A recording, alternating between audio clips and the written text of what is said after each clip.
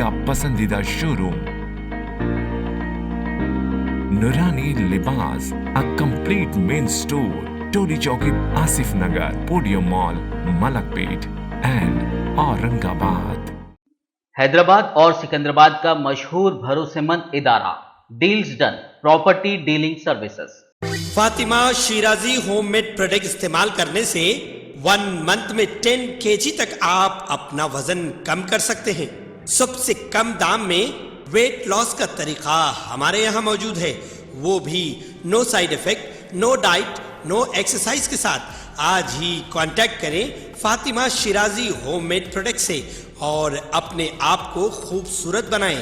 Fatima Shirazi homemade product, golden heads colony, pillar number 213, Rajendra Nagar, Hyderabad 8142877400। చెప్పేసుకుందాం కదా.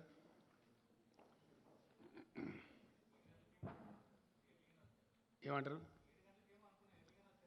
కాదు 7 ఏమో నాకు చీఫ్ జస్టిస్ గారితో మీటింగ్ ఉంది. 15th మన తెలంగాణ జ్యుడిషియల్ ఆఫీసర్స్ మీటింగ్ ఉంది. సుప్రీంకోర్టు సీజే గారును వాళ్ళంతా వస్తున్నారు. దానికి సంబంధించి మన సీజే గారితో నాకు 7కి మీటింగ్ ఉంది. ఇప్పుడు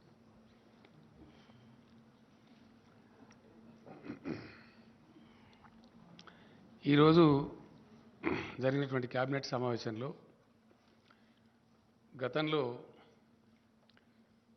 ఈ వికారాబాద్ జిల్లా ప్రాంతంలో, రంగారెడ్డి జిల్లా ప్రాంతంలో ఉన్న ప్రజలకు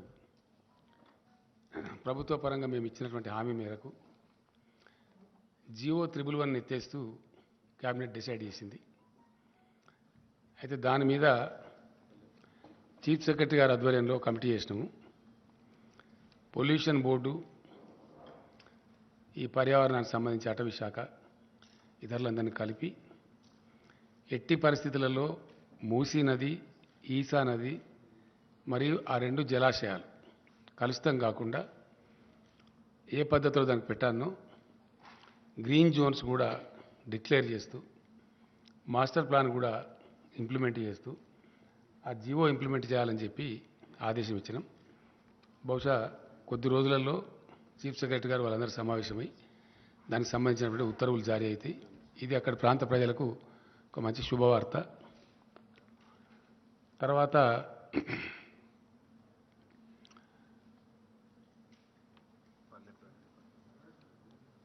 మే 20 నుంచి జూన్ 5వ తేదీ వరకు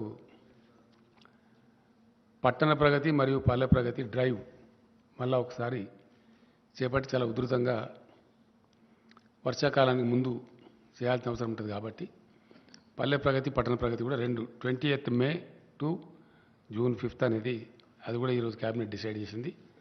ఆ ప్రకారం దాన్ని ముందుకు పోవడం జరుగుతుంది. అట్లానే ఒక 6 ప్రైవేట్ యూనివర్సిటీలు, హైదరాబాద్కు చాలా డిమాండ్ వస్తున్నది. దానికి సంబంధించి ఈరోజు ఇన్ ప్రిన్సిపల్ క్యాబినెట్ అప్రూవ్ చేసి వారికి, అంటే ఒక అగ్రికల్చర్ యూనివర్సిటీ ఉంది, దాంట్లో పేర్లు ఐడియా ఉందా? నిక్మార్ ఉంది, ఇంకా చాలా ఉన్నాయి. అమిటీ ఉంది, CII confederation of Indian industry అని చెప్పి వాళ్ళు, అది ఉంది, చాలా టాప్ ఇది ఉంది. గురునానక్ ఒకటి ఉంది, ఇంకోటి ఎంఎన్ఆర్ అని ఒకటి ఉంది. ఇవే కదా వచ్చినాయి కదా కరెక్ట్ పేర్లు? ఏమంటారు? కావేరి అగ్రికల్చర్ యూనివర్సిటీ, 5 ఏమో ఇవి. సంబంధిత మంత్రులే ఉత్తర్వులు జారీ చేయాలని చెప్పి కూడా క్యాబినెట్, అంటే వాళ్ళకు ఉండే గైడ్ లైన్స్, విధి విధానాలు, వాళ్ళ అప్లికేషన్ ఫార్మాట్స్ అన్ని కరెక్ట్గా చూసి ఏ పద్ధతిలో ఇవ్వనో ఆ పద్ధతిలో వాళ్ళకి ఇవ్వమని చెప్పి కాన్ఫెడరేషన్ ఆఫ్ ఇండియన్ ఇండస్ట్రీ అట్లనే పెడతారు వాళ్ళు. దాని సార్ అట్లాంటి కోర్సెస్, అంటే వాళ్ళు జిఎంఆర్తో ఏదో టైప్లో ఉన్నారు, అక్కడ ఏరో సిటీలో అక్కడనే పెడతారు అన్నట్టు. కావేరి అంటే 2-3 సీడ్ కంపెనీలు అంటున్నాయి. అవి గంగా కావేరి అని ఒకటి ఉంది, కావేరి అని ఒకటి ఉంది, వాళ్ళందరూ కలిసి అది పెట్టుకుంటారు. తర్వాత ఫార్మా యూనివర్సిటీ ఇమీడియట్గా ఫోర్స్లోకి తీసుకొని రావాలని, అది ప్రపంచంలోనే మొట్టమొదటిది కాబట్టి దానికి మొన్న ఇటీవల ఇండస్ట్రీస్ మినిస్టర్ తిరిగినప్పుడు కూడా అమెరికన్ కంపెనీస్ చాలా కూడా ముందుకు వచ్చినాయి దానిలో పార్ట్నర్షిప్ చేయడానికి, ఆ టెక్నికల్ నోహా అదంతా కూడా తీసుకోవడానికి చెప్పినాం. దేశంలోనే మొదటిసారిగా సివిల్ అవియేషన్ ప్రపంచవ్యాప్తంగా బాగా పెరుగుతూ ఉంది. ఇప్పుడు మన దగ్గర కూడా చాలా పెద్ద ఎత్తున పెరుగుతూ ఉంది. Now Hyderabad airport is the 4th largest airport in India. కోల్కతాను, మద్రాసును రెండింటిని, చెన్నైని రెండింటిని పక్కకు జరిపేసి number 1 is Delhi, number 2 is Mumbai, number 3 Bengaluru, number 4 Hyderabad. We're the 4th largest. భూభాగం దృష్ట్యా చూస్తే మనకు largest airport in India, larger than Delhi airport. ఢిల్లీది 5,000 ఎకరాలు ఉంది, మనదేమో 5,200 ఎకరాలు ఉంది శంషాబాద్ ఎయిర్పోర్ట్. సో వాళ్ళకి చెప్పిన ప్రకారంగా సెకండ్ రన్వే గురించి కూడా ఇమీడియట్ స్టెప్స్ తీసుకోమని చెప్పి జిఎంఆర్కి చెప్పినాం. మనకి ఇప్పుడు ఎగ్జాక్ట్లీ టెర్మినల్ ఏదైతే ఉందో టెర్మినల్కి సదరన్ సైడ్లో ఒక రన్వే ఉంది, ఎగ్జాక్ట్లీ టెర్మినల్ మధ్యలోకి వచ్చి నార్త్ సైడ్ ఇంకో రన్వే వస్తుంది అనమాట. సో అది కూడా హైదరాబాద్ ఎయిర్పోర్ట్లో సెకండ్ రన్వే పనులు స్టార్ట్ అవుతాయి. ప్లస్ 4th లార్జెస్ట్ ఎయిర్పోర్ట్ కింద వచ్చినాం కాబట్టి సివిల్ అవియేషన్ కోర్సెస్లో, సివిల్ అవియేషన్లో ప్రపంచవ్యాప్తంగా చాలా పెద్ద ఇండస్ట్రీ అవుతున్నది కాబట్టి దాన్ని బ్రహ్మాండంగా ముందుకు తీసుకుని పోమని చెప్పినాం. ఇది పాతదే కదా శ్రీనివాస్ గౌడ్ గారి, ఓల్డ్ అది అయిపోయింది. తర్వాత ఇంకో మెయిన్ డిసిషన్ ఈ యూనివర్సిటీలలో నియామకాలు అన్నీ కలిపి దాదాపుగా ఒక 3,500 పైచీలకు ఉన్నట్టున్నాయి. ఇది ఎవరికి వాళ్ళే చేయడంలో అక్కడ కొన్ని రకాల ఇబ్బందులు, కొన్ని ఆరోపణలు అవన్నీ కూడా వస్తూ ఉన్నాయి. వేరే రాష్ట్రాలు పరిశీలించినప్పుడు ఒక కామన్ బోర్డు విద్యాశాఖ ఆధ్వర్యంలో పెట్టి రిక్రూట్మెంట్ చేసి ఏ యూనివర్సిటీలో టీచింగ్, నాన్ టీచింగ్ సిబ్బంది ఎంత అవసరమో తెప్పించుకొని ఆ ప్రకారం ఫుల్ఫిల్ చేస్తారు. పబ్లిక్ సర్వీస్ కమిషన్ ద్వారా కానీ ఇతర మెకానిజం కానీ ట్రాన్స్పరెంట్గా, పారదర్శకంగా చేసి ఆ రిక్రూటెడ్ స్టాఫ్ను వాళ్ళకు అలాట్ చేసేస్తారు. ఆ రకంగా అది కూడా ఇబ్బంది లేకుండా జరిగిపోతుంది. దాని తదనంతరం సమైక్య రాష్ట్రంలో అత్యంత బాధాకరంగా నలిగిపోయి చితికిపోయినటువంటి రంగం మన వ్యవసాయ రంగం. పూర్తి స్థాయిలో మైనర్ ఇరిగేషన్ వ్యవస్థ అంతా ధ్వంసం చేయబడి, ప్రాజెక్టులు దశాబ్దాల తరబడి పెండింగ్ పెట్టి, తెలంగాణ కోసం చేపట్టబడిన అనేక ప్రాజెక్టులు అబాండన్ చేసి అనేక రకాలుగా విధ్వంసం చేయడం ద్వారా తెలంగాణ రైతాంగానికి అప్పుడు భూగర్భ జలాలే దిక్కైనవి.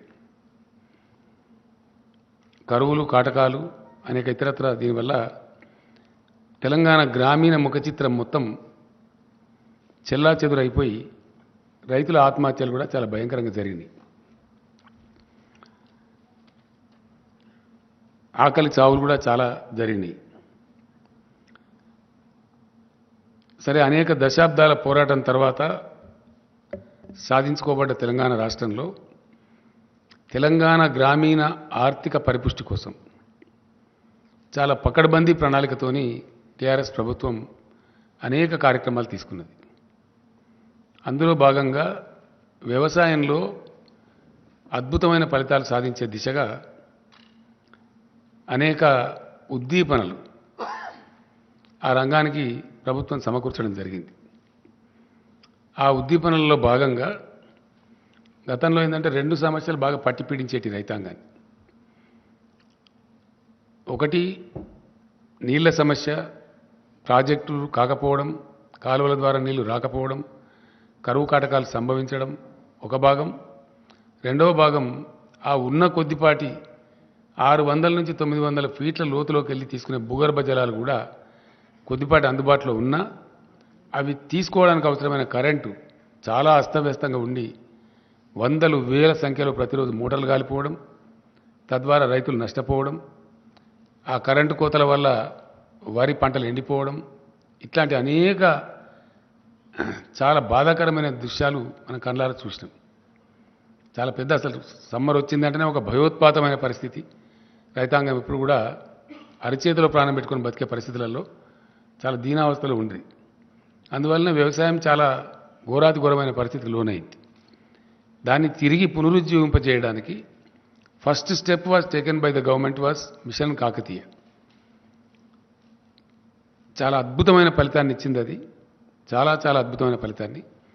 అది సాంకేతికంగా భూగర్భ జలశాఖ, కేంద్ర జలవనరుల శాఖ వాళ్ళ నివేదికల్లో వెల్లడించారు. ఇండియాలో అత్యధికంగా భూగర్భ జలాలు పెంచిన రాష్ట్రం ఏది అంటే తెలంగాణ అని చెప్పడం జరిగింది. దానికి తోడుగా ఎలక్ట్రిసిటీని అద్భుతంగా తయారు చేసి, చాలా చాలా అద్భుతంగా తయారు చేసి క్లీన్ ఎనర్జీ సప్లై చేయడంలో, నాణ్యమైన విద్యుత్తును 24 అవర్స్ అన్ని రంగాలకు అందించడంలో తెలంగాణ గొప్ప విజయం సాధించింది. ఇంకా ఇప్పుడు మనకు రాబోయే రోజులలో యాదాద్రి 4000 మెగావాట్స్, ఎన్టీపీసీ కన్స్ట్రక్ట్ చేసినటువంటి 1600 మెగావాట్లు ఇయర్ 23లో మనకు అందుబాటులో రాబోతూ ఉంది. అండ్ ఇంకొక 5600 మెగావాట్స్ ఆఫ్ థర్మల్ పవర్ మనకు నెక్స్ట్ ఇయర్లో ఇయర్ 23 ఎండింగ్ అంటున్నారు వాళ్ళు, కొద్దిగా స్పీడ్ చేయమన్నాం. కాబట్టి ఇంకో 5600 మెగావాట్లు కూడా మనకు యాడ్ కాబోతుంది. ఆ రకంగా విద్యుత్ పంపిణీ విధానంలో ఉండేటువంటి ఆ యొక్క అసమతుల విధానాన్ని సమతులం చేసి, అంటే డిస్ప్రపోర్షనేట్ సిస్టమ్ అంతా కూడా ప్రపోర్షనేట్ చేసి చాలా చక్కగా నాణ్యమైన విద్యుత్తు కోతలు లేకుండా, లో వోల్టేజ్ లేకుండా అందించడం వల్ల కూడా గణనీయంగా వ్యవసాయ ఉత్పత్తులు పెరిగిపోయినాయి. చాలా పెద్ద ఎత్తున రైతు సీట్ ఏది అది విలేకరులకు ఏంటి కదా,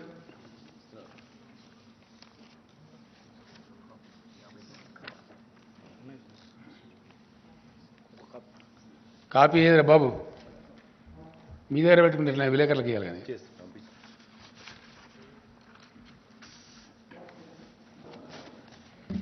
మన కోసం కాదు కదా, వాళ్ళ కన్సంప్షన్ కోసం పెట్టేసి మీరు.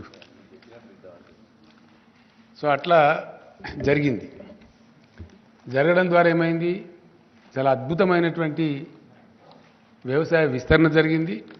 అద్భుతంగా రైతులు పంటలు పండిస్తున్నారు. గొప్ప పంటలకు ఆలవాలంగా తెలంగాణ తయారైంది. దానిలో ఉన్న పథకాలు నేను చరిత్ర చరవడం చేయను, కానీ పాసింగ్ రిమార్క్ చెప్పాలా. ఒకటి, ఆన్ గోయింగ్ పెండింగ్ ప్రాజెక్టులను సత్వరం పూర్తి చేయటం. 2, మిషన్ కాకతీయ వార్పుడ్ బేసిస్లో ప్రపంచమే అబ్బురపడే విధంగా ఈవెన్ యుఎన్ఓ కూడా ప్రశంసలు వచ్చినాయి. ఆ రకంగా మిషన్ కాకతీయ కంప్లీట్ కావటం. 3, రీఇంజనీరింగ్ చేసి భారీ ప్రాజెక్టులకు శ్రీకారం చుట్టి అద్భుతంగా world's largest multi stage lift irrigation scheme Kaleshwaram record టైంలో కంప్లీట్ చేయటం, దాని ఫలితాలు కూడా అందుతూ ఉన్నాయి. వీటికి తోడుగా గత 3-4 సంవత్సరాలుగా భగవంతుని దయ వల్ల ప్రకృతి కరుణించి అద్భుతమైన వర్షపాతం కూడా దీనికి జోడైంది. దానికి తోడుగా కరెంటు అద్భుతంగా అన్ని సీజన్లలో ఏ మాత్రం వోల్టేజ్ ప్రాబ్లం లేకుండా సరఫరా కావడం కూడా చాలా ఇంపార్టెంట్ ఇన్పుట్ అయింది. వీటికి తోడు ప్రభుత్వం ఇచ్చిన ఉద్దీపనలు ఏవైతున్నాయో ఇండియాలో కాదు ప్రపంచంలో కూడా ఇక్కడ ఇవ్వరు. ఎకరానికి సంవత్సరానికి 10,000 రూపాయలు. No government gives in India and nowhere in the world 10,000 rupees per acre per annum రైతులకు ఇచ్చే ఒకే ఒక్క ప్లేస్ ఎంటైర్ భూగోళం మీద తెలంగాణ రాష్ట్రం. ఇండియాలో కాదు, భూగోళం మీద డైరెక్ట్ బెనిఫిట్. ఏమాత్రం దానిలో మధ్యలో దళారు లేకుండా, పైరవీలు లేకుండా ఇవ్వటం. రైతులకు 24 గంటలు ఉచిత విద్యుత్ ఇవ్వడం. రైతులకు ఉచితంగానే నీటి సరఫరా చేయడం. గతంలో ఉన్న నీటి తీరువ బకాయిలు సుమారు 500 కోట్లు రద్దు చేయడం కాకుండా కొత్తగా ₹1 కూడా తీసుకోకుండా ప్రాజెక్టుల ద్వారా, ఇది కూడా ఎక్కడ ఇయ్యరండి ఇండియాలో, నోవేర్. మన చుట్టూ ఉండే 4 రాష్ట్రాలు కూడా ఏ రాష్ట్రంలో ఇవ్వరు, భారతదేశంలో ఇవ్వరు. ప్రధానమంత్రి గారి రాష్ట్రం గుజరాత్లో కూడా ఇవ్వరు. Nowhere in India. Only Telangana which supplies water, surface water కూడా వితౌట్ వాటర్ సెస్ ఇవ్వటం. తర్వాత రైతులు చనిపోతే వయసుతో నిమిత్తం లేకుండా, చనిపోయిన కారణంతో నిమిత్తం లేకుండా వాళ్ళకు అద్భుతంగా ప్రభుత్వమే మొత్తం ప్రీమియం సొమ్ము చెల్లించి 8 రోజులు దాటకుండా వాళ్ళకు రైతు బీమా సౌకర్యం కల్పించడం, ఇట్లాంటి వాటి వల్ల చాలా అద్భుతంగా రైతులు పంటలు పండించారు. కరోనాకు సందర్భంలో చెలరేగినటువంటి ఆ మరణాలు, భయోత్పాతం, ఒకటే చోటకు రైతులంతా వచ్చి మార్కెట్లలో రోజుల తరబడి, గంటల తరబడి ఉంటే వ్యాధి ప్రబలుతున్న ఉద్దేశంతో never before in the Indian history, ఇప్పుడు కూడా లేదు, ఎప్పుడూ లేదు, నెవర్ అండ్ ఎవర్ 7,000 పైచిలకు కొనుగోలు కేంద్రాలు ఏ గ్రామానికి ఆ గ్రామంలో పెట్టి, nowhere in India this is, Telangana సైజుతో కంపేర్ చేస్తే చాలా ఎక్కువ. ఏ ఊరికి ఆ ఊర్లోనే కొనుగోలు కేంద్రాలు ప్రప్రథమంగా పెట్టి ఎంటైర్ అడ్మినిస్ట్రేషన్ గేరప్ చేసి ధాన్యం కొనుగోలు చేసి, ఆ కొనుగోలు చేస్తే కూడా వారానికో 10 రోజులకో నెలకో అన్నట్టు కాకుండా జస్ట్ వితిన్ 3-4 డేస్ అది కూడా డైరెక్ట్గా బ్యాంక్ అకౌంట్లోకి, రైతు అకౌంట్లోకి ఇక్కడి నుంచే డబ్బులు పంపించడం, మధ్యలో జిల్లా నుంచో మండలం నుంచో ఇంకో డిపార్ట్మెంట్ నుంచో కాకుండా finance department civil supplies corporation ద్వారా రూట్ చేసి డైరెక్ట్గా రాష్ట్ర ప్రభుత్వం వారి ఖాతాల్లో వేయడం చాలా చాలా చాలా సానుకూలమైనటువంటి ఒక పవనం వీచింది. దాంతో పంటలు పండడం కోసం ఇచ్చే డబ్బులు కానీ, కరెంటు కానీ, నీళ్లు కానీ, ఇతర ప్రోత్సాహాలు కానీ, కల్తీ లేని విత్తనాలు అందించే ప్రయత్నాలు కానీ, కల్తీ మీద first state in India to bring PD act కానీ, వీటన్నిటి వల్ల అద్భుతంగా వచ్చింది. దాంతోపాటు కొనుగోళ్ళు ఎక్కడికక్కడనే జరిగి 3వ రోజుకు 4వ రోజుకి వారి బ్యాంకులోకి క్లీన్గా డబ్బులు రావడం, అకౌంట్లో జమ కావడం ఎక్కడ ఉండదండి. ఇండియా మొత్తంలో ఏ స్టేట్లో కూడా ఉండదు, అసలే ఉండదు, కాక ఉండదు. ఆ విధంగా జరగడం వల్ల వీటన్నిటి సమాహారంగా రైతులు అద్భుతంగా ధాన్యం పండిస్తూ ఉన్నారు. అయితే ఇంకా చాలా ఉన్నాయి. వెరసి జరిగింది ఏంది? నెట్ రిజల్టు అంటే 1 కోటి ఎకరాల విస్తీర్ణం పెరిగింది, 2 పంటలు కలిపి 1 కోటి పైచిలుకు. 2014-15 to 2022 more than 1 crore acres. ఈ మల్టిపుల్ యాంగిల్స్లో ఈ పనులన్నీ జరిగేటప్పటికీ ఆలోచించిన పద్ధతిలో, ఆశించిన పద్ధతిలో అవన్నీ కరెక్ట్గా సింక్రనైజ్ కావటం మూలాన 1 కోటి ఎకరాలలో విస్తీర్ణం పెరిగి పంటలు చాలా బ్రహ్మాండంగా పండుతున్నాయి. అయితే పూర్తి స్థాయిలో రైతు వ్యతిరేకంగా పనిచేస్తున్నటువంటి ప్రభుత్వం కేంద్రంలో ఉండటం భారత రైతాంగం యొక్క దురదృష్టం పూర్తి స్థాయిలో. ఎందుకంటే 13 నెలల పాటు లక్షలాది మంది రైతులు దేశ రాజధానిలో ధర్నా కూర్చున్న పరిస్థితి మనం చూసినాం. చివరికి ఆ చట్టాలు రద్దు చేసుకొని భారత ప్రధానమంత్రి క్షమాపణ వేడుకున్నటువంటి పరిస్థితి కూడా మనం చూసినాం. అంటే ఎంత దిక్కుమాలిన, ఎంత దరిద్రం కొట్టు ప్రభుత్వం కేంద్రంలో ఉన్నదనే దానికి ఇది ఒక సంకేతం. అది యథాతథంగా మీ అందరూ ప్రత్యక్ష సాక్షులు. దానిలో ఏం డంబాచారం కానీ, మిర్చి మసాలా వేసి నూరిన మాట కానీ ఏం లేదు. అది ఫ్యాక్ట్, హిస్టరీ. ఏది 13 నెలల పాటు నిరంతరంగా రైతులు ఉద్యమించటం దేశ రాజధానిలో, వాళ్ళని అనేక రకాలుగా తూలనాడి వాళ్ళని ఖాళిస్తాన్ ఉగ్రవాదులని, ఇంకోటని ఆందోళన జీవులని అవమానపరిచి ఇన్సల్ట్ చేసి ఫైనల్గా ప్రధానమంత్రి క్షమాపణ చెప్పి ఆ చట్టాలు వాపసు తీసుకున్న పరిస్థితులు మనం చూసినాం. అట్లానే ఈరోజు వ్యవసాయ రంగాన్ని మొత్తం కార్పొరేట్లకు అప్పగించాలని ఒక బలమైన కుట్ర కేంద్రం చేస్తూ ఉంది. అంటే రైతులు వాళ్ళ భూములన్నీ కార్పొరేట్ కంపెనీలకు అప్పగించాలి, దానిలోనే జీతకాలుగా పనిచేయాలి. ఇది అల్టిమేట్ కుట్ర. దాన్ని దృష్టిలో పెట్టుకొని వ్యవసాయ రంగాన్ని కుదేలు చేయాలని చెప్పి అనేక దుర్మార్గాలు చేస్తూ ఉన్నారు. మేము డిమాండ్ చేసినాం, గ్రామీణ ఉపాధి హామీ పథకాన్ని వ్యవసాయానికి అనుసంధానం చేయండి అంటే చెయ్యరు. ఆ కూలీలంతా వస్తారు, చౌకగా వస్తారు, రైతులకు లాభసాటిగా ఉంటుంది, ఏ ఊరికి ఆ ఊరిలో పని దొరుకుతుంది, ప్రతి ఊరిలో వ్యవసాయం ఉంటుంది కాబట్టి అంటే అది చెయ్యరు. 2 మేనిఫెస్టోలో పెడతారు కానీ అమలు చేయరు. వాళ్ళ ఎన్నికల హామీలో పెట్టినరు కానీ అమలు చేయరు. 2 ఎరువుల మీద ధరలు పెంచినారు. అలొకేషన్ మొన్న జరిగిన బడ్జెట్లో లాస్ట్ టైం కూడా బడ్జెట్ సందర్భంగా నేను చెప్పిన ఎరువుల మీద విపరీతంగా ధరలు పెంచారు. 2, భూగర్భ జలాల మీద ఆధారపడి వ్యవసాయం చేసే రైతులకు వాళ్ళ బావుల కాడ మీటర్లు పెట్టాలి అనే దిక్కుమాలిన పనికిమాలిన విద్యుత్ సంస్కరణలు తెచ్చారు. దానికి ఇన్సెంటివ్స్ పెట్టి 0.5% ఎఫ్ఆర్బిఎం లోన్ కూడా దానికి అనుసంధానం చేసి రాష్ట్రాలను నష్టానికి గురి చేస్తూ ఉన్నారు. అంటే వ్యవసాయ రంగాన్ని బలహీనపరచాలి, కుదేలు చేయాలి, డిస్కరేజ్ చేయాలి అనేటువంటి అంతర్గత కుట్రలో ఇవన్నీ భాగాలు. అట్లానే మార్కెట్లన్నీ లేకుండా చేస్తాం అని చట్టాలు తెచ్చారు. సరే, ఇప్పుడు తోక ముడిచారు. ఆ తర్వాత ఆ రోజు రైతులకు హామీ ఇచ్చారు, మేము ఎంఎస్పి కోసం అది చేస్తాం, మరొకటి చేస్తాం, ఇంకొకటి చేస్తాం అని చెప్పి ఈరోజు వరకు అతి గతి లేదు. నిన్న మొన్న పార్లమెంట్ సెషన్ జరిగితే వాళ్ళకి అవసరమైన చట్టాలు పాస్ చేసుకున్నారు తప్ప ఆ రోజు రైతులకు ఇచ్చిన హామీ నిలబెట్టుకోలేదు. ఇలా దేశ రైతాంగం అంతా కూడా గమనిస్తూ ఉన్నారు. నిన్న నాతో పాటు ఢిల్లీలో ధర్నాలో పాల్గొన్న ఆ రాకేష్ టికాయత్ కూడా ఒక మహాసంగ్రామాన్ని మొదలుపెట్టబోతున్నాం మళ్ళీ భారతదేశంలో అని చెప్పి కూడా చెప్పడం జరిగింది. అది డెఫినెట్గా జరుగుతుంది కూడా. అదే పద్ధతిలో తెలంగాణ పండించినటువంటి ధాన్యం, వరి ధాన్యం విషయంలో చాలా చిక్కిరి బిక్కిరిగా వితండవాదం చేస్తూ పిచ్చి పిచ్చిగా తలా తోకలేని విధంగా కేంద్ర ప్రభుత్వం వ్యవహారం చేసింది. నేను స్వయంగా వెళ్ళినాను, మాట్లాడినాం. రాష్ట్ర మంత్రివర్గం యొక్క 5-6 సభ్యులు వెళ్ళినారు, వాళ్ళు మాట్లాడినారు, లెటర్స్ ఇచ్చినాం, అవన్నీ కూడా చేసినాం.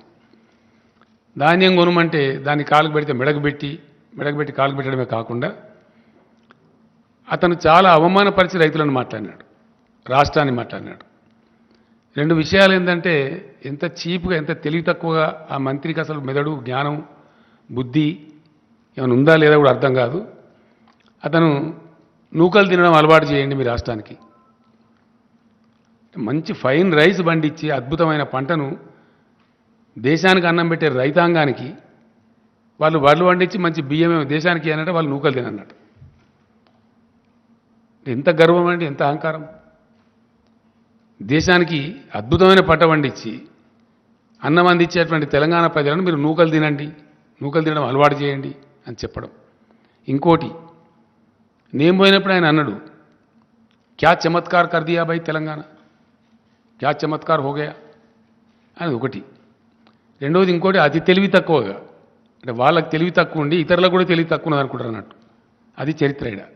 ఎస్, డెఫినెట్లీ ప్రాబ్లమ్ ఈజ్ వాళ్ళకున్న వీక్నెస్, వాళ్ళకున్న తెలివి తక్కువతనం, వాళ్ళ సోమరిపోతనము, వాళ్ళ పరిపాలన సామర్థ్యం లేని అవివేకము అందరికి కూడా ఉన్నాయని అనుకుంటారు అన్నట్టు. వాళ్ళకి ఆ స్థాయి లేదు. ఇప్పుడు తెలంగాణకు ఉన్న స్థాయి కేంద్రానికి లేదు. లేక పర్ఫార్మ్ చేయలేక, చేతగాక, పరిపాలన చేతగాక వాళ్ళు సాధించలేని గమ్యాలు, లక్ష్యాలు తెలంగాణ సాధిస్తే దాన్ని జీర్ణించుకోలేక క్యా చమత్కార్ హోగా. ఇప్పుడు మీకు ఇచ్చిన షీట్లో ఉన్నది చమత్కారం ఏందో, మీకు ఇచ్చిన షీట్లో క్లియర్గా ఉంది. వీళ్ళు ఎంత అంటే 36 లక్షలు తెలంగాణలో వరి సాగు అయితే యాసంగిలో ఒక్క పంటలో, మొత్తం దేశంలో సాగైంది ఎంత? ఏ రాష్ట్రంలో సాగైంది ఎంత? మన దానిలో సగం కూడా ఏ రాష్ట్రంలో సాగాలి. అట్లీస్ట్ మన దానిలో 50% కూడా ఏ రాష్ట్రంలో సాధ్యం కాలే. That is what is the Chamatkar of Telangana. ఇది అర్థం కాక, తెలివి లేక చెప్పచ్చు కదా, మాకు శాత కాదు, మేము దద్దమ్మలం, ఏదో గెలిచిన మతం పేరు మీద, మన పేరు మీద గెలిచే అధికారం చేస్తున్నాం, కానీ మాకు శాత కాదని చెప్పచ్చు కదా. అది చెప్పకుండా వాళ్ళ యొక్క అసమర్థతను ఇతరుల మీద నెట్టివేసే విధంగా క్యా చమత్కార్ హోగా అని ఒకటి మాట్లాడతారు. ఏ రాష్ట్రానికి లేని ప్రశ్న తెలంగాణకు ఎందుకు వస్తున్న సమస్య? ఎందుకు రాదు? ఎందుకే వస్తుంది. ఏ రాష్ట్రం అయినంత పంట మేము వేసినాం, తీసుకోమంటే నీకు శాతగాక ప్రతిసారి మెలిక పెట్టి, తెలివి తక్కువ మెలికలు పెట్టి, ఫుడ్ సెక్యూరిటీ యాక్ట్ కింద ఉన్న బాధ్యతను విస్మరించి, yes, government of Telangana is avoiding. మేము ఎగుమతి చేయలేమని గత 3-4 సంవత్సరాలు అనేక వేల టన్నుల బాయిల్ రైస్ ఎగుమతి చేసి, ఎగుమతి చేయలేదని అబద్ధాలు చెప్పి అనేక రకాలుగా చేసిండ్రు. ఇలా ఏంది తేడా? దాని ఉన్నది ఏంది? బ్రహ్మ పదార్థం. దానిలో పేద బ్రహ్మ పదార్థం ఏమైనా ఉందా? ఏమున్నది దానిలో? నూకల శాతం ఎక్కువ అవుతుంది. యాసంగి వడ్లల్లో నూకల శాతం ఎక్కువ అవుతుంది. టెంపరేచర్స్ పెరుగుతాయి కాబట్టి, టెంపరేచర్ టైంలో పంట వస్తుంది కాబట్టి పెరుగుతుంది. పంటలు వచ్చేది మనకి ఏప్రిల్ మేలో సాధారణంగా 35 degrees దాటిపోతుంది. 35 టచ్ అయినప్పుడు ఏంటంటే బ్రోకెన్ రైస్ ఎక్కువ వస్తుంది. ఆ పర్సెంటేజ్ తేడా ఇప్పుడు అంత కథ. ఏమైనా బ్రహ్మ పదార్థం ఏమి లేదు. ఏది అది ఏందో కథ అని అనుకొని తెలివి తక్కువతనంతో ఏందది కథ అంటే ఏంటంటే 67 కిలోల బియ్యం వస్తుందండి మామూలు టైంలో పడితే. దానిలో సగం ఇప్పుడు వస్తుంది. 100 కిలోల వడ్లు పట్టినట్టయితే అదే వర్షాకాలంలో వడ్లకేమో 67 కిలోల బియ్యం వస్తుంది. యాసంగి ధాన్యానికి ఏమొస్తుంది? 35, 34, 35 కిలోలు వస్తుంది. ఆ రాణి శాతం ఏదైతే ఉందో అది తేడా వస్తుంది. ఆ డబ్బు కేంద్రం భరించాలా? వాస్తవానికి ఎందుకు భరించాలా? దేనికోసం భరించాలా అంటే భారతదేశం యొక్క ఆహార భద్రత రాజ్యాంగవిహితంగా రాజ్యాంగబద్ధంగా కేంద్ర ప్రభుత్వానికి అప్పచెప్పబడ్డది. కాబట్టి ఆ ఆహార భద్రత కాపాడేటప్పుడు ఆహార నిల్వలు పెట్టాలి దేశంలో. చాలా సింపుల్ విషయం ఇది. దీనిలో ఏదో పెద్ద బ్రహ్మపదార్థం లేదు. ఆ బాధ్యత ఉంది కాబట్టే దానిలో నుంచి ఉద్భవించిందే ఫుడ్ కార్పొరేషన్ ఆఫ్ ఇండియా. ఆ ఫుడ్ కార్పొరేషన్ ఆఫ్ ఇండియా దగ్గర లక్షల కోట్ల టన్నులు స్టోర్ చేసి ఉంచేటువంటి సామర్థ్యం ఉంటుంది, శక్తి ఉంటుంది. ఇతర ఏ రాష్ట్రానికి కూడా ఆ స్టోర్ చేసే శక్తి సామర్థ్యాలు ఉండవు. టెంపరీ ట్రాన్సిట్ స్టోరేజ్ సామర్థ్యం ఉంటుంది తప్ప శాశ్వతంగా ఉండదు. కాబట్టి ఫుడ్ కార్పొరేషన్ ఆఫ్ ఇండియా ఈ పంటలు తీసుకొని దాన్ని మళ్ళీ వితరణ చేసే సందర్భంలో కొద్దిపాటి లాస్ వస్తే వస్తుంది. ఒక 5,000 కోట్లు 10,000 కోట్లు వస్తుంది. దాన్ని భరించాలి. కొన్ని సందర్భాల్లో ప్రపంచంలో కరువు వచ్చినప్పుడు ఎక్స్పోర్ట్ చేస్తే లాభం కూడా వస్తుంది. కొన్నిసార్లు లాభం వస్తుంది, కొన్నిసార్లు నష్టం వస్తుంది. అది మేము భరించలేము అని చెప్పలేక భరించరు. ఎందుకంటే దానిలో సీక్రెట్ ఉంది. సీక్రెట్ ఏంది? తెలివి తక్కువ ప్రభుత్వం కేంద్రంలో ఇప్పుడు. ఏం ఎంత తెలివి తక్కువ, ఎంత దుర్మార్గమైన, ఎంత హీనమైన నీచమైన ప్రచారాలు చేస్తారండి. ట్యాక్సేషన్లో 2 భాగాలు ఉంటాయి, కేంద్ర పన్నులు, రాష్ట్ర పన్నులు. డెఫినెట్గా కేంద్రం ఈ పన్నులు వసూలు చేయాలా, రాష్ట్రాలకు ఈ పన్నులు వసూలు చేసుకోవాలని ఉంటుంది. దానిలో ఇప్పుడు పెట్రోల్ డీజిల్ మీద రాష్ట్రానికి కూడా కొంత ఉంటుంది, వ్యాట్ వేసుకునే అవకాశం ఉంటుంది. మేము వచ్చిన కాడ నుంచి గవర్నమెంట్ మేము పెంచలేదు, నాకు దించలే. ఆ వ్యాట్ ఉన్నంతనే ఉన్నది. 2015లో ఒకసారి అది జీరోలలో ఏదో ఉంటే దాన్ని రౌండ్ ఫిగర్ చేసినాం. జస్ట్ జీరోలలో ఉండేది అంటే 60 పైసలు 30 పైసలు ఉంటే దాన్ని ₹1 చేసినాం. రౌండ్ ఫిగర్ చేస్తే కలెక్షన్ ఈజీ ఉంటుంది, ఇచ్చే వాళ్ళకైనా తీసుకునే వాళ్ళకైనా. అంతకుమించి తెలంగాణ వచ్చిన కానీ తెలంగాణ చరిత్రలో పెట్రోల్ మీద డీజిల్ మీద మేము పైసా పెంచలే. యాజ్ ఇట్ ఈజ్ ఉన్నాయి రేట్లు, స్టేట్ ట్యాక్స్. కానీ సెంటరు రోజుకు ₹1, రోజుకు బారాన, రోజుకు ₹1, ₹2 పెంచి దానికి ఏం ప్రచారం చేస్తారండి? స్టేట్ ట్యాక్స్ తగ్గించానట. మరి నువ్వెందుకు పెంచాలా? నువ్వు దేనికోసం పెంచుతున్నావు నాకు అర్థం కాదు. స్టేట్ ట్యాక్స్ తగ్గించాలని నువ్వు చెప్తున్నావు, నువ్వు పెంచాలా మేము తగ్గించానా? అంటే నీ జేబు నిండాలి, మా జేబు ఖాళీ కావాలి. దీని ఎన్నుకున్న ఫిలాసఫీ ఏంటండి? భారతీయ జనతా పార్టీ ఆర్ఎస్ఎస్ వాళ్ళ యొక్క ఫిలాసఫీ ఏంటంటే బలమైన కేంద్రం, బలహీనమైన రాష్ట్రాలు. వీళ్ళు ఆర్థికంగా దివాలా తీయాలి. రాష్ట్రాలు చిప్పబట్టుకొని నిలబడాలి లైన్లా, వాళ్ళ చెప్పు చేతలలో ఉండాలి.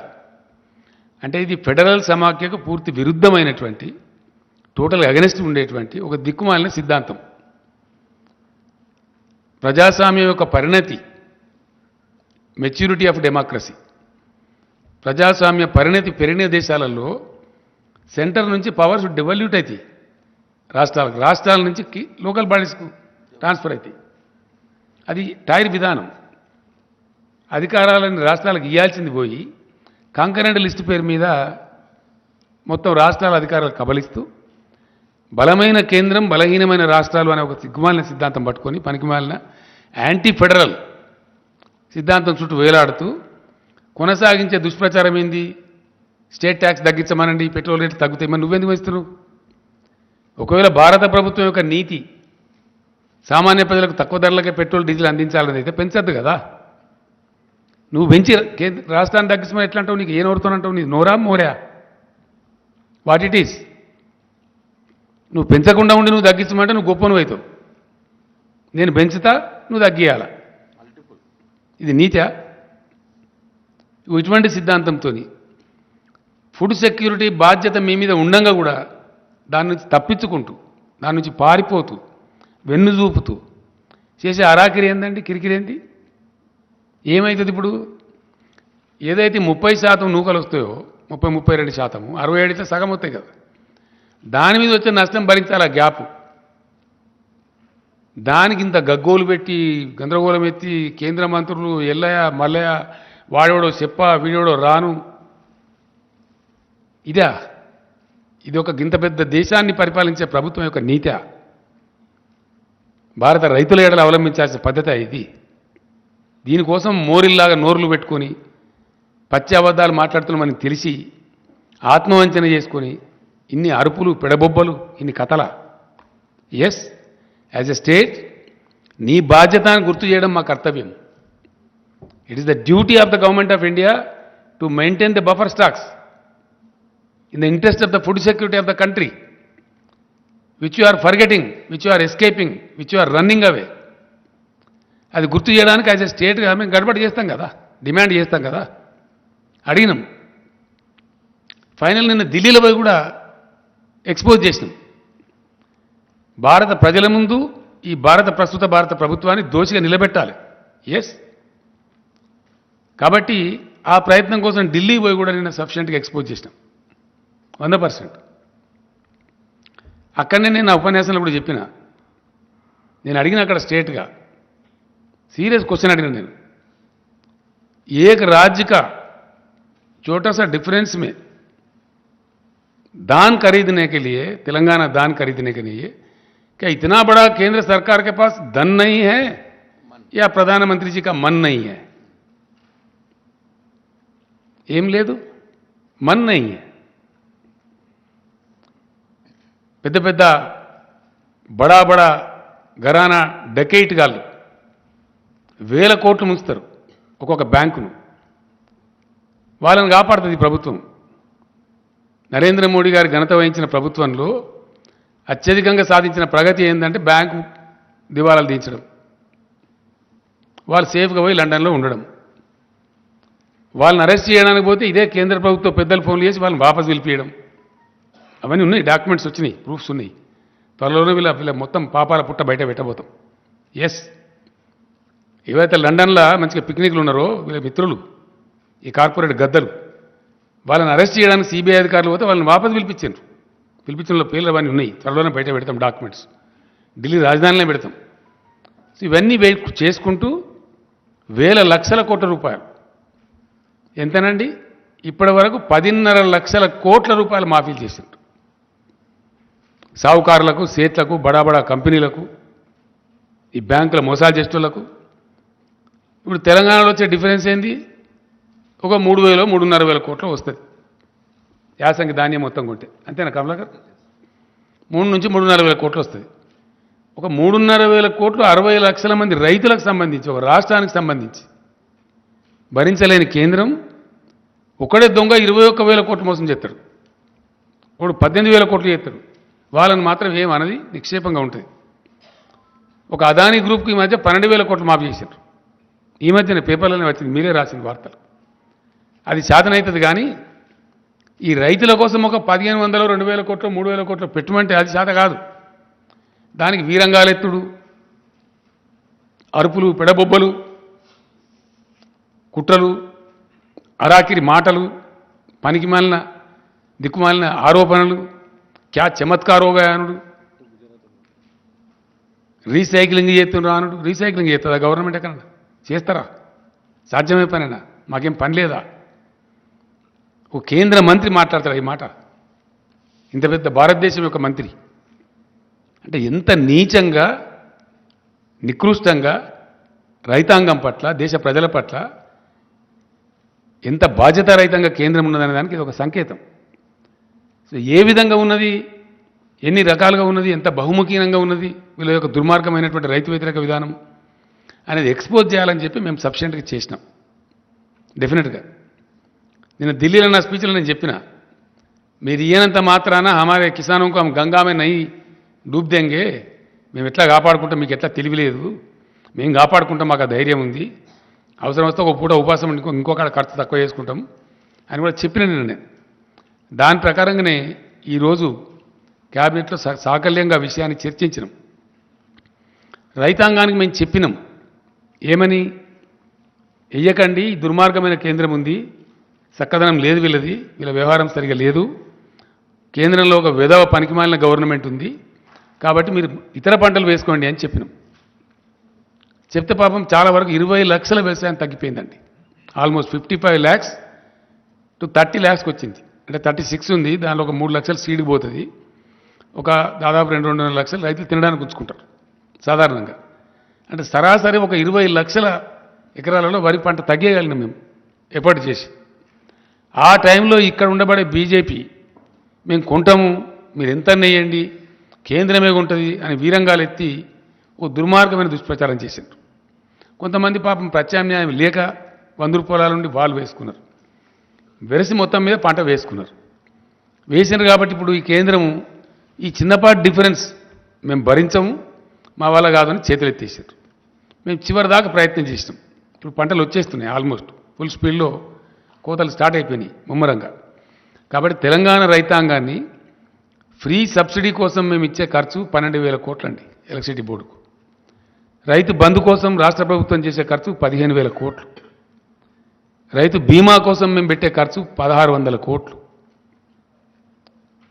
నీటి తీరువాలు తీసుకోకుండా ఫ్రీ వాటర్ సప్లై చేస్తాం తద్వారా కొంత నష్టం వస్తుంది ఇన్ని రకాలుగా రైతాంగాని కోసం ఖర్చు చేసి తెలంగాణ గ్రామసీమలలో ఆనందం రావాలి రైతు బాగుంటే ఆయన చుట్టూండే పనిముట్లు చేతి వృత్తుల వాళ్ళు కూడా బాగుంటారు కుల వృత్తుల వాళ్ళు బాగుంటారు గ్రామంలో ఒక సంతోషకరమైన వాతావరణం వస్తుంది చేసిన ప్రయత్నాన్ని ఈ శిలరమల్లర కేంద్ర ప్రభుత్వం తినాకరిస్తే మేము మా రైతాంగాన్ని చెడగొట్టుకోదలుచుకోలేదు డెఫినెట్గా ఈ యాసంగి వడ్లను ఒక గింజ కూడా లేకుండా రాష్ట్ర ప్రభుత్వమే కొనుగోలు చేయాలని చెప్పి cabinet has taken a decision దానికి ఆ వచ్చే వ్యత్యాసం ఎంత ఆ వ్యత్యాసానికి మేము భరించాల్సింది ఎంత అనే దానికి ఒక 4 ఎక్స్పర్ట్స్ దాంతో చీఫ్ సెక్రటరీ ఆధ్వర్యంలో ఒక కమిటీ వేసినాం ఆ కమిటీలో చీఫ్ సెక్రటరీ గారు ఫైనాన్స్ సెక్రటరీ గారు అగ్రికల్చర్ సెక్రటరీ గారు ఇరిగేషన్ సెక్రటరీ గారు ఇరిగేషన్ సెక్రటరీ గారు గతంలో సివిల్ సప్లైస్ కమిషనర్ కూడా పనిచేసిండు ఆయనకు అనుభవం ఉంది ఈ నలుగురిని కలిపి మేము కమిటీ వేసినాం తక్కువ నష్టంతో ఈ ధాన్యం కొనాలి డిస్పోజ్ కావాలి ధాన్యం కొనుగోళ్లకు బ్రహ్మాండంగా రేపటి నుంచే యుద్ధ ప్రాతిపదికన కలెక్టర్లతో వీడియో కాన్ఫరెన్స్ పెట్టమన్నాం ఆదేశాలు ఇచ్చినాం గౌరవ మంత్రులందరినీ కూడా రిక్వెస్ట్ చేసినాం రేపు ఇమీడియట్ జిల్లా కేంద్రాలకు పోయి టోటల్ అడ్మినిస్ట్రేషన్ గేరప్ చేసి ప్రతి ఊరిలో in each and every village కొనుగోలు కేంద్రాలు స్టార్ట్ చేయమని చెప్పినాం రాబోయే 2-3 రోజుల్లో మొత్తం ఎస్టాబ్లిష్ చేసి సివిల్ సప్లైస్ మినిస్టర్ గారు దానికి అవసరమైన గోనె సంచులు మన్ను మశానం ఏమేమి ఉంటుందో ఆ తతంగం అంతా ఆ డిపార్ట్మెంట్ చూసుకుంటుంది దానికి ఏవేవైతే అవసరాలు ఉంటాయో సివిల్ సప్లైస్ డిపార్ట్మెంట్ వాళ్ళు కోఆర్డినేట్ చేస్తారు ఇక్కడ సమర్థవంతమైన ప్రభుత్వం ఉంది కాబట్టి డెలివరీ చేయగలిగిన ప్రభుత్వం ఉంది కాబట్టి నిర్ణయం తీసుకుంటే చాలా కఠినంగా పడుతరంగా డెలివరీ చేసేటువంటి ఒక పటిష్టమైన ప్రభుత్వం ఉంది కాబట్టి వితిన్ 3-4 days మొత్తం కొనుగోలు చేస్తాం నేను రైతాంగాన్ని విజ్ఞప్తి చేస్తా ఉన్నా ఒక్క గింజ కూడా తక్కువ ధరకు అమ్మకండి 1960 రూపాయల ఎంత ఉంది అది 1960 అయితే ఎంఎస్పి ఉందో టంచన్గా 1960 రూపాయలు మీకు చెల్లిస్తాము గతంలో ఎట్లయితే మీ బ్యాంకులకు వచ్చినాయో అదే పద్ధతిలో మీ బ్యాంకులకు వస్తాయి ఈ దిక్కుమాలిన కేంద్రం మనకు మొండి చేసి చూపించినంత మాత్రం మనం చిన్నబుచ్చుకునేది ఏం లేదు ఎందుకంటే ఎప్పుడు చూడని నీళ్లు చూస్తున్నారు ఎప్పుడు చూడని కరెంటు చూస్తున్నారు మంత్రివర్గంలో మాకు అదే చర్చ జరిగింది ఎందుకంటే ఎప్పుడు ఇదివరకు లేనటువంటి ఒక ఫీల్ గుడ్ ఒక అద్భుతమైనటువంటి ఉల్లాసభరితమైన వాతావరణం గ్రామసీమలలో ఉంది పొలాలు పచ్చగా కనబడుతుంది పల్లెలో పల్లేరులు మొలిసే పాలమూరులో అనే కాడ పల్లెలో పంటలు పండే పాలమూరు కాడ అని చెప్పి ఇప్పుడు ప్రజలు పాడుకుంటున్నారు ఎస్ అదే కవి చెప్పిండు నాకు పీరీల పండుగ అప్పుడు గోరేటెంకన్న గారు వాళ్ళ ఊరిలో ఉండే నేను తెల్లారు రమ్మని చెప్తే వచ్చిండు ఆయన ఎక్కడికి పోయిందంటే అక్కడ పోయినా మా ఊరికే పోయినా ఇంతకుముందు ఎడారిలాగా ఉండేసారి ఇప్పుడు కోనసీమలాగా ఉందని చెప్పిండు ఆయన అంత అద్భుతంగా పంటలు పండుతున్నాయి కాబట్టి ఆ వాతావరణం డిస్టర్బ్ చేయొద్దు, మళ్ళీ మన గ్రామసీమలలో వెల్తి తేవద్దు. సరే మనకు 2,000 3,000 కోట్లు 4,000 కోట్ల ఖర్చు అయినా మంచిదే, రైతాంగాన్ని చిన్నబుచ్చొద్దని చెప్పి ప్యూర్లీ రైతుల యొక్క ఇంట్రెస్ట్లో ఈ కొనుగోలు చేయాలని నిర్ణయించినాం. కాబట్టి రైతులు ఎవ్వరు కూడా ధాన్యం తక్కువ ధరకు అమ్మకండి, నో డిస్ట్రెస్ సేల్. ప్రతి గింజ ప్రభుత్వం కొంటది, ఒకరోజు వెనుకనో ముందో. కాబట్టి దాన్ని చేయాలని చెప్పి కోరుతున్నాను నేను. మీరు తక్కువ ధరకు అమ్ముకోవద్దు. దాని తర్వాత రెండవ విషయం ఏంటంటే, తెలంగాణ రాష్ట్రం తరఫున నేను మొన్ననే చెప్పిన, తప్పకుండా నిన్న మొన్న నాకుండే చిన్న ఆరోగ్య సమస్య వల్ల ఢిల్లీలో దాదాపు 8 రోజులు గడిపిన నేను. చాలామంది మిత్రులు కలిసిండ్రు, చాలామంది ఎకానమిస్టులు కలిసిండ్రు, రాజకీయ నాయకులు కూడా కలిసిండ్రు, కొందరు ఫోన్లో మాట్లాడింది, కొందరు కలిసిండ్రు, రకరకాలు జరిగింది. భారత మేధోవర్గం మొత్తం ఆలోచిస్తూ ఉంది. అలా భారతదేశాన్ని ఇప్పుడున్న ప్రభుత్వం, అధికార పార్టీ బీజేపీ ఒక దుర్మార్గమైనటువంటి, అనారోగ్యకరమైనటువంటి, అనాలోచితమైన విధానంలో వాళ్ళ సంకుచిత రాజకీయాల కోసం మతోన్మాదాన్ని పెట్టిరేగేటువంటి ప్రయత్నం చేస్తూ ఉన్నారు. అన్ని రకాలుగా దేశాన్ని దెబ్బతీసిండ్రు. జీడిపి మొత్తం నాశనం అయిపోయింది, ఎకానమీ చెల్లాచెదురైంది, నిరుద్యోగ సమస్య పెరిగింది, ఆరోగ్య సమస్యలు పెరిగినాయి, పరిశ్రమలు మూతపడుతున్నాయి, అన్ఎంప్లాయ్మెంట్ పెరిగిపోయింది, హంగర్ ఇండెక్స్లో కూడా క్షీణించిపోయింది. ఇబ్బడి ముబ్బడిగా విపరీతమైన సెస్సుల రూపంలో ప్రభుత్వం ట్యాక్సులు పన్నులు విధిస్తూ ఉంది, నిత్యావసరాల ధరలు పెంచుతూ ఉంది, సామాన్య ప్రజలు నడ్డి విరుస్తూ ఉంది. లెక్క లేకుండా అలక్ష్యంగా అన్ని పెంచడం, వాళ్ళకు ఒక అహంకారం తలకెక్కింది బాగా, నిష, అధికార నిష. ఏంది, మేమన్నీ చేస్తాం, ఏదైనా రాగానే ఒకటి లేవు కాశ్మీరీ ఫైల్స్, లో పుల్వామా, లో తోక, లో తొండెం అని ఆ మత గజ్జికి సంబంధించినటువంటి ఒక చిల్లర షార్ట్కట్ మెథడ్లో ప్రజలను అప్పటికప్పుడు ఉద్వేగపరచడం, 10 ఓట్లు సంపాదించుకోవడం జరుగుతూ ఉంది. నిన్న శ్రీరామనవమి పండుగ జరిగింది. శ్రీరామనవమి పండుగ భారతదేశం అంతా జరుపుతారు, ప్రతి గ్రామంలో జరుపుతారు, ప్రతి ఇంట్లో జరుపుతారు, అందరు పూజ చేసుకుంటారు. శ్రీరామనవమి నాడు ఇప్పుడు ఎన్నికలు రాబోయే రాష్ట్రాలలో ఏం జరుగుతూ ఉంది, ఎన్నికలు లేని రాష్ట్రాలలో ఏం జరుగుతూ ఉంది. గుజరాత్లో రాళ్ళెత్తారు, కర్ణాటకలో రాళ్ళెత్తారు, వేరే కాడ ఎందుకో వేయరు. ఎక్కడ ఎన్నికలుంటే అక్కడ డ్రామా స్టార్ట్, రాళ్ళేసుడు, ఉద్రిక్తతలు సృష్టించుడు, ఆ ఉద్వేగంలో నుంచి వచ్చేదాన్ని పొలిటికల్ క్యాపిటలైజ్ చేసుడు అనేటువంటి ఒక చిన్న ట్రిక్ పెట్టుకొని, దీని ముందర ఏదున్నా సరే సమయానికి అన్ని చెల్లాచెదురైతే అనేటువంటి ఒక దిక్కుమాలిన ఆలోచనతో మొత్తం దేశాన్ని సర్వభ్రష్టం చేసే పరిస్థితి పోతూ ఉన్నారు. చాలా బాధాకరం అండి, చాలా అంటే చాలా. అద్భుతమైనటువంటి నగరం మన బెంగళూరు నగరం. అనేక ప్రభుత్వాల యొక్క కృషి ఫలితంగా అది సిలికాన్ వ్యాలీ ఆఫ్ ఇండియా అయింది. 30 లక్షల మందికి డైరెక్ట్గా ప్రత్యక్షంగా ఐటీ ఉద్యోగాలు దొరుకుతాయి. మరో 30 లక్షల మందికి ఆల్మోస్ట్ ఇండైరెక్ట్ ఉద్యోగాలు దొరుకుతాయి. అంత అద్భుతమైనటువంటి రాష్ట్రంలో చాలా అయిందా time, just 2 minutes, 5 to 7, yeah. ఆ రకంగా ఉన్నటువంటి రాష్ట్రంలో 6 రకాల నిషేధాలు ప్రభుత్వం ఉత్తర్వులు ఇస్తారండి. హిజాబు నిషేధము, హలాల్ మాంసం నిషేధము, ముస్లింలు నడిపే వాహనాలు ఎక్కద్దు, ముస్లింల షాపులలో ఖరీదు చేయొద్దు, ఇంకేదో దిక్కుమాలింది అండి పనికిమాలి. దీని బ్యాక్లాష్ ఏముంటుందండి?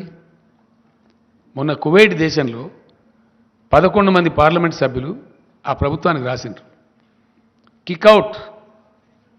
అక్కడ ఆ దేశంలో వ్యవహారం బాగాలేదు, వాళ్ళు మన దగ్గర ఉంటే కూడా దుర్మార్గంగా ఉంటుంది, వీళ్ళని ఎలగొట్టండి అని చెప్పి మాట్లాడుతున్నారు. అట్లా దాదాపు దేశం నుంచి 13 కోట్ల మంది ప్రజలు వివిధ దేశాల్లో బ్రతుకుతున్నారు. అనేక ఉద్యోగాలు, చిన్న చిన్న వ్యాపారాలు ఏదో చేసుకొని బ్రతుకుతున్నారు. ఒకవేళ ప్రపంచం వాళ్ళందరినీ తరిమేస్తే ఈ భారతీయ జనతా పార్టీ వాళ్ళని పోషిస్తుందా? వాళ్ళకి ఇండియాలో ఉద్యోగాలు ఇస్తారా? ఏం జరగబోతుంది? ఉన్న పరిశ్రమలు మూతపడితే ఇలా పరిశ్రమల్లో పనిచేసే కార్మికుల గత్యం కావాలా? ఉన్న ఐటీ పరిశ్రమ బిస్తర కడితే ఐటీ ఉద్యోగుల గతం కావాలా? పెట్టుబడిదారులు విముఖత చూపితే, పెట్టుబడుల వెలువ రాకపోతే, కొత్త ఉద్యోగాల కల్పన జరగకపోతే ఈ నిరుద్యోగ యువత యొక్క ఆశలను ఎటుపోవాలా? దేశం చిన్నాభిన్నమైతే మళ్ళీ సంభాళించుకోవడానికి కనీసం 100 సంవత్సరాలు పడుతుందండి. ఈ చిన్న మతపిచ్చితోని, చిన్న ఉద్వేగాలతోని, అప్పటికప్పుడు కలిగే తాత్కాలిక రాక్షస ఆనందంతో దేశం కోల్పోయేది చాలా ఎక్కువ. దేశం అతి భారీ మూల్యం చెల్లించక తప్పదు. ఎస్, ఇది చరిత్ర చెప్పిన సాక్ష్యం. ఎన్నో ఘటనలు ఉన్నాయి. కాబట్టి ఈ ఉన్మాదుల చేతిలో పడి దేశ యువత, దేశ మేధావులు కొట్టుకొని పోతే 100 సంవత్సరాలు భారతదేశం వెనకపోతుంది. 100 సంవత్సరాలు, ఒక century. Country is going to lose a century which is disastrous, which is unwanted, undesirable. కాబట్టి దేశ ప్రజలు, ఈ ఉన్మాదులు, ఈ దుర్మార్గులు చేసేటువంటి ఈ కుటిలమైనటువంటి, కుచితమైనటువంటి విషయాలు వాళ్ళు గ్రహించి తప్పకుండా తమను తాము రక్షించుకునే దిశగా భారతదేశం కదలాలి. ఇది బుద్ధిజీవుల దేశం. డెఫినెట్లీ నేను బలంగా నమ్ముతాను, ఇండియా రియాక్ట్స్. ఇండియా బుద్ధు దేశం కాదు, బుద్ధిజీవుల దేశం. యాజ్ అండ్ వెన్ గివెన్ తప్పకుండా భారత ప్రజ తిప్పి కొడుతుంది, గిల్లి పడేస్తుంది. మేమేదో ఇవాళ ఉన్నామని అహంకారపూరిత మాటలు మాట్లాడి రాష్ట్రాల నుంచి వచ్చే మంత్రులను, రాష్ట్ర ప్రభుత్వాలను అరాకిరిగా మాట్లాడి, ఇష్టం వచ్చిన కథలు మాట్లాడి మేము నడిపించగలుగుతాం అనుకుంటే హిట్లర్లు, ముస్సోలినీలు, నెపోలియన్లే పోయిన చరిత్రలో. అంతకన్నా గొప్పలు కాదు వీళ్ళు. అందుకు సంబంధించి తప్పకుండా తెలంగాణ రాష్ట్రం నుంచి భారతదేశాన్ని చైతన్యపరచడంలో, దక్షిణ భారతదేశాన్ని చైతన్యపరచడంలో ఏదైతే నేను ప్రముఖ పాత్ర వహిస్తాను చెప్పినో తప్పకుండా ఆ పోరాటాన్ని బాగా ఇంటెన్సిఫై చేస్తాం. ఎస్, నేను నాకు రైతు నాయకులు కూడా ఇక్కడ కలిసినరు, మాట్లాడినరు.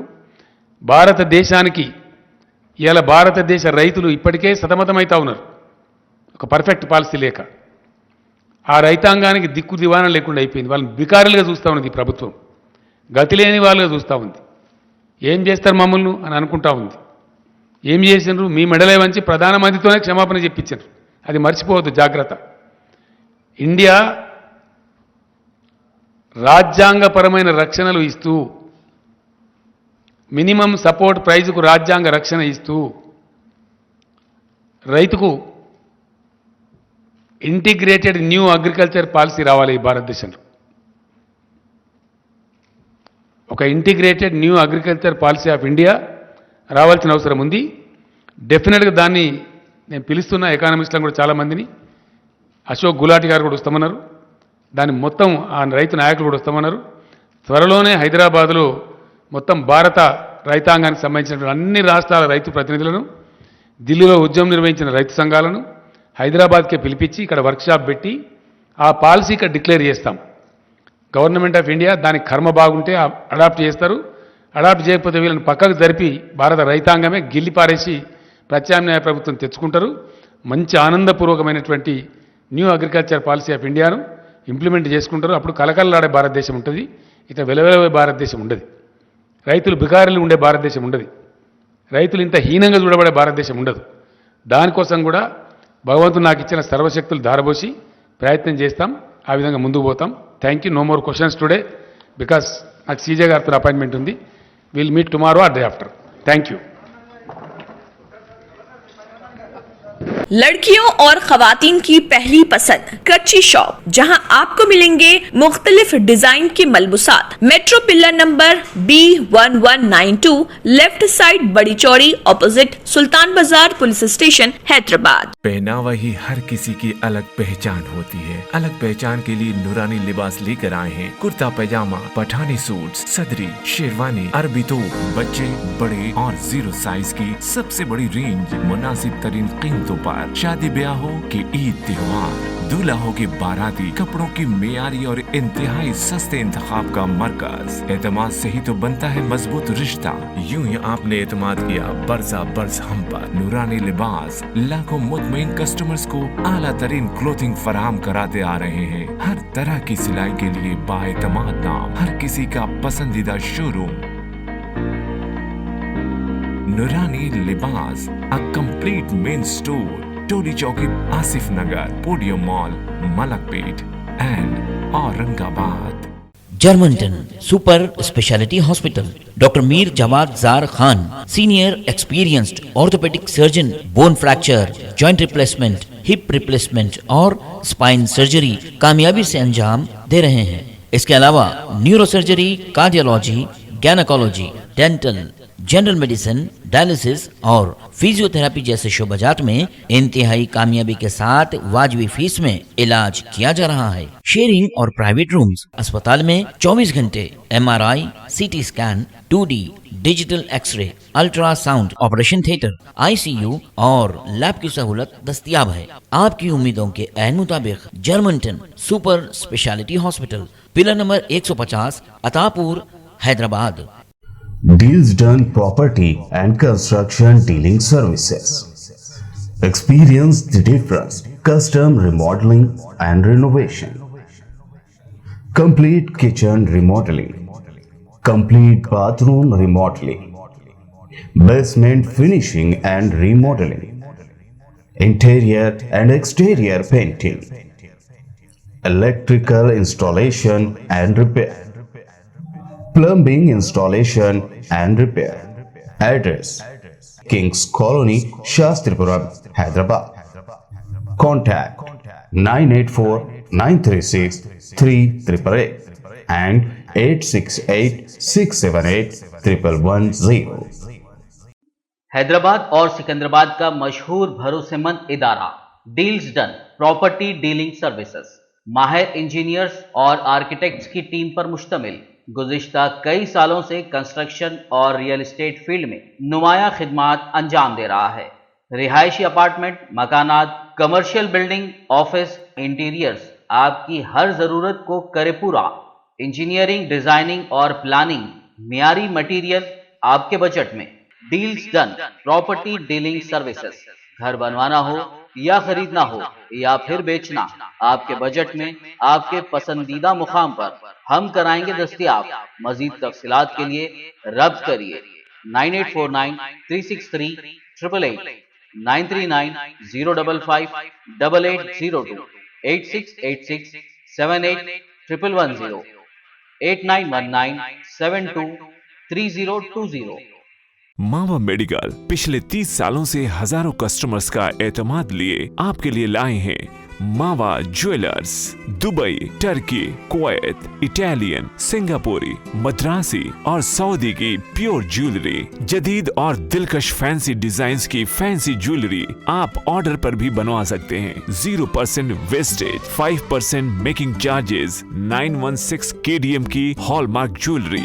मावा ज्वेलर्स, टोली चौकी, हैदराबाद। अगर आपने हमारे चैनल को अभी तक सब्सक्राइब नहीं किया है तो यहाँ पर रेड कलर का सब्सक्राइब बटन दिख रहा है, उसे क्लिक करें और हमारे चैनल को सब्सक्राइब कीजिए और साथ ही साथ बेल आइकन को भी क्लिक कीजिए जिससे आपको ताज़ा अपडेट मिलती रहे।